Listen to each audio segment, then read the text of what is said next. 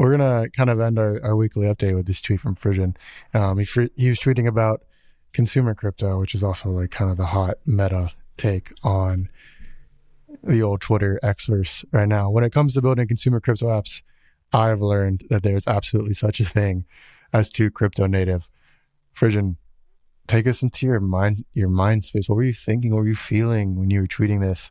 Definitely agree. I think it goes kind of hand in hand with the on-chain governance talk, retro PGF talk, kind of all of it as a whole, and framing this entire episode, this entire discussion around, okay, it's cyclical. We're coming back into, that next peak, which is, if you look at cycles, is going to be higher, more users, more people. Something we've been talking about throughout the whole bear is like, okay, how do we make it as accessible and palatable for new entrants? So yeah, I want to hear your thoughts on this and what you're thinking, and kind of tying it into everything we've been discussing today. Yeah, I think the bear market, or like the downturn of the cycle, is the time to like refocus on the core, right? Where do we already have product market fit? Where can we better serve kind of the crypto natives? And then, the expansion time, it's time to level up, right? I think, not that I recommend like replicating all the practices that everyone did during the NFT times of 2021, but like that was a really important moment for the space where, crypto sort of like went mainstream, and people kind of understood the value of, having art on a blockchain and being able to like control, all the transactions that surrounded that art in like a self-sovereign way. And just, they had like, they probably wouldn't have even articulated that way at the time, but it's just like they came in and had fun experiences like trading JPEGs, right? And just like cross the chasm culturally, right?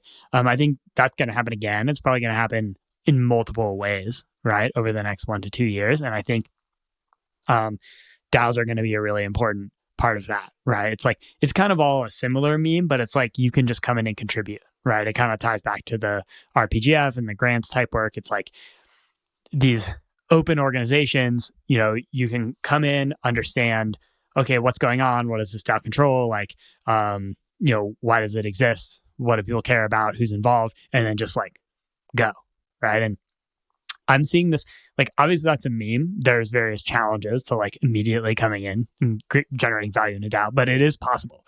I'm seeing people do this actually in the Arbitrum DAO right now, right? Like there are people who have had like kind of come ups just in the Arbitrum DAO, and are now,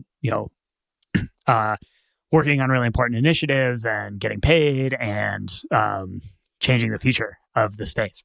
So I think this idea of like being able to, I think the most powerful thing about what we're working on is taking this power, right? Like the admin control over a smart contract, which would be like a treasury or roll-up contract, whatever it is, right?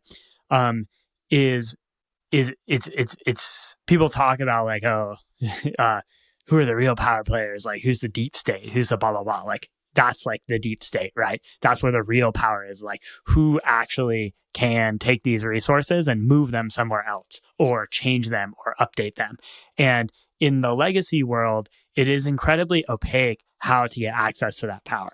And people spend their whole lives like, networking in like Washington, D.C. to like get like within like of reaching across the room's distance to like real power.